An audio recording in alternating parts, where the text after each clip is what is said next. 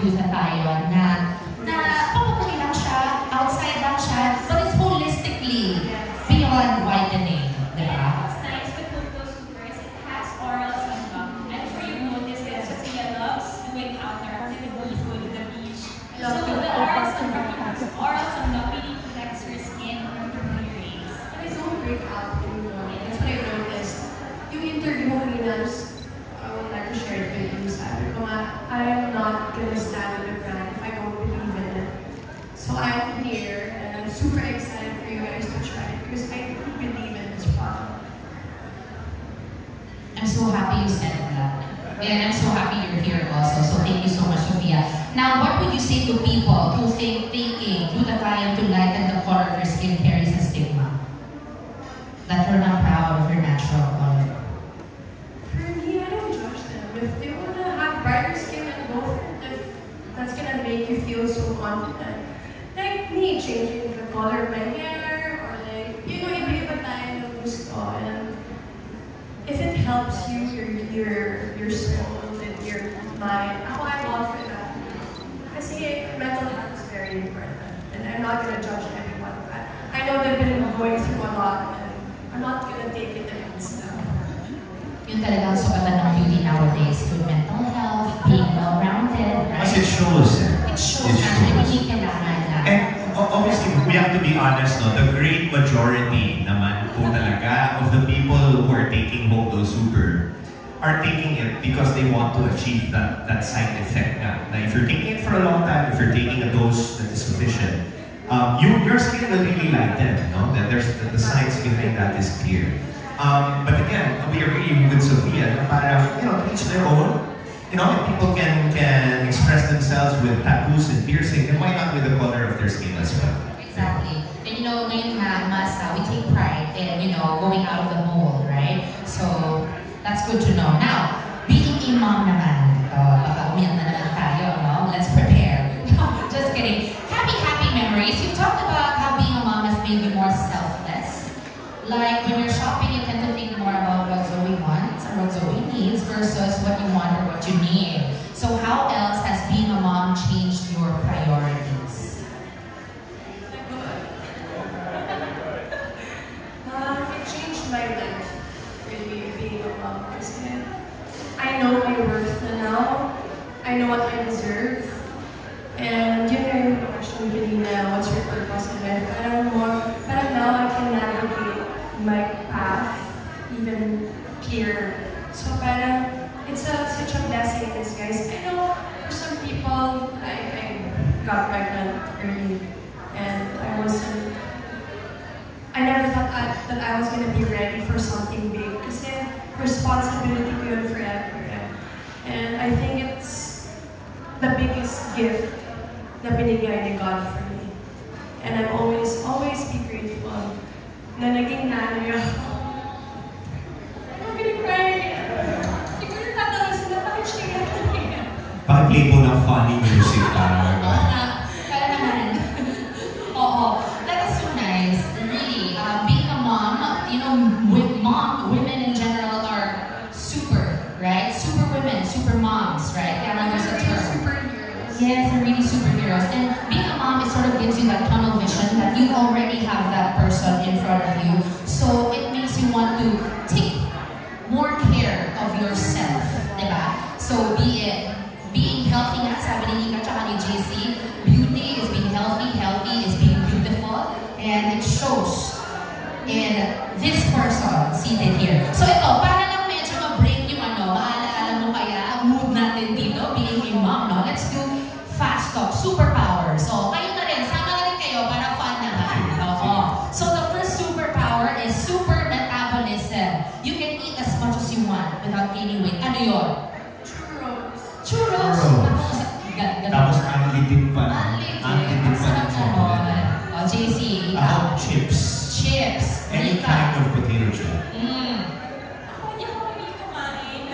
For Hogo Crystal. Ay! Hogo Crystal. That's the next Kaya siya better half ko. Nakalimutan ko ang marketing angle.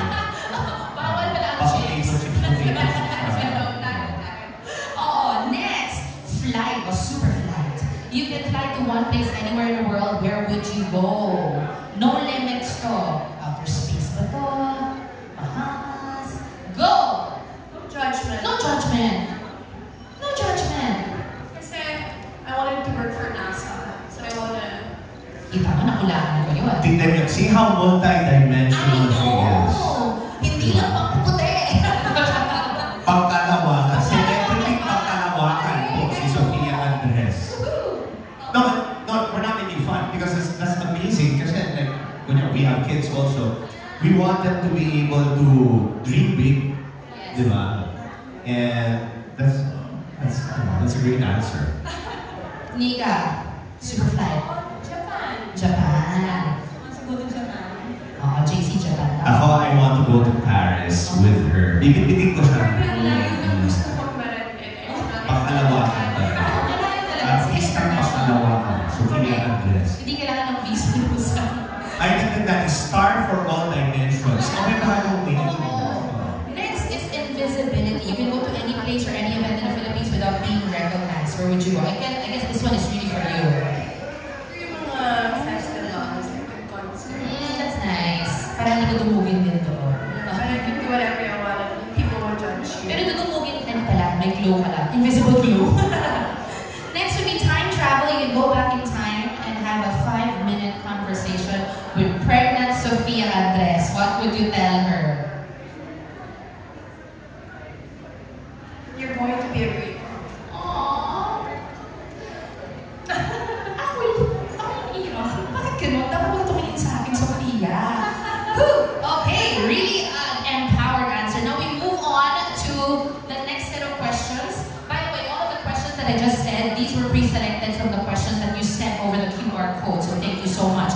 We have additional questions here by Bernard Santos. So what... Sir Bern. Yan, ang ko si Sir Bern. Si Sir Bernard. At dahil nasabi ko yung pangalan nyo, meron po kayong limited edition Luna Aura tumbler. So thank you so much for sending in this question. A special mention ka pa. What are the positive effects to yourself after using Hope Glow Super? Yeah, as I've said, I don't break out anymore and my skin is super protective. Although I'm always on the beach, I don't have to worry about anything. And of course, if I have like, you know, yung medyo pagod. But Hope Glow really saves me out. Like every day. Kasi diba tayo mga moms are on the go. And You just have no time to do all the regimens na lang. one tablet will, you know, goes a long way. Yeah. Bakit mo ito mga Hope Glow Super? Marami siya. Malakas ako sa may nanay. Thank you so much to all the distributors who are here.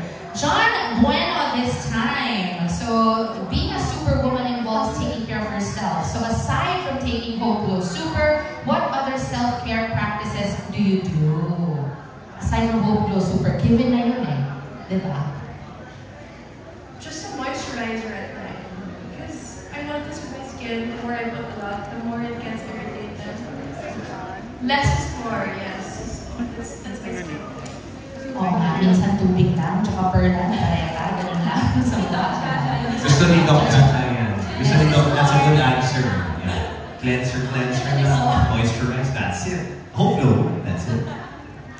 Now, this one from Rain De Ocampo. So again, we had questions from Bernard Santos. John Bueno also, thank you so much. You've won yourself. Nasaan po ba si John?